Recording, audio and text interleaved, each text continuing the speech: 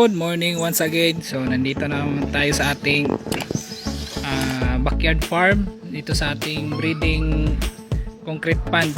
Update lang tayo mga parikoy sa ating munting palaisdaan dito sa ating tilapia.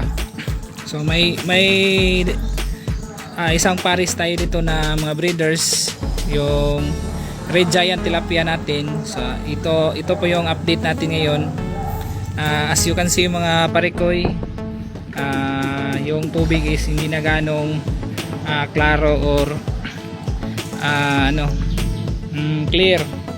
So okay lang po yan sa ganitong setup ng ating pond. So mas mabuti na minimaintain natin yung quality ng tubig.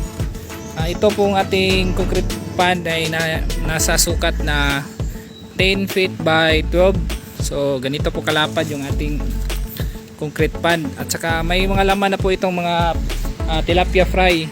So ipapakita natin mamaya, i-harvest natin yung mga similya natin para yung mga breeders natin ay makapagsimula na namang mag-breed or makapag hatch ng kanilang mga bagong fry. So natural breeding lang yung ginagawa natin.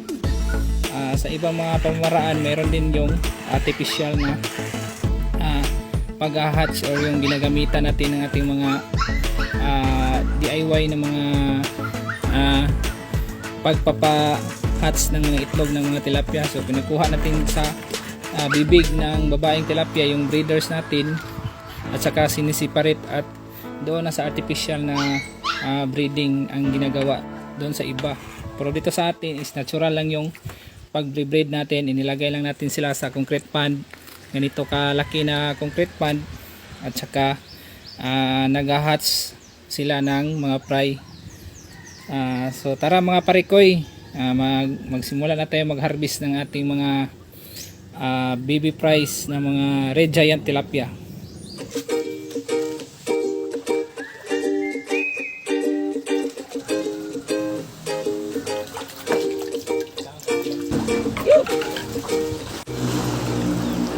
So ayan mga parikoy, dinidrain muna natin yung ating concrete pond para mas mabilisan nating makuha yung mga similyang mga tilapia yan. So ito yung ating breeder. So makikita natin na nasa mga 3 kilos na ito ating tilapia yan. Isang pares lang po ito ng breeder natin yan.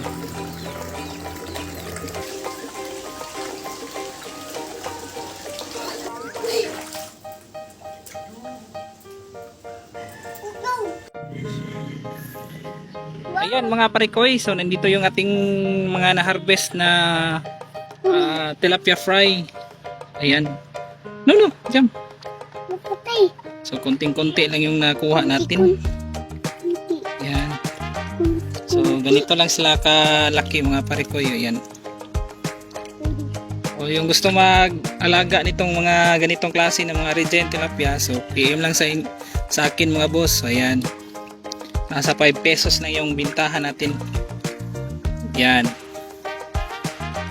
Yun lang po, at please subscribe sa ating YouTube channel at para sa mga more updates at tips sa pag-alaga ng tilapia. So yun lang po, maraming salamat at God bless.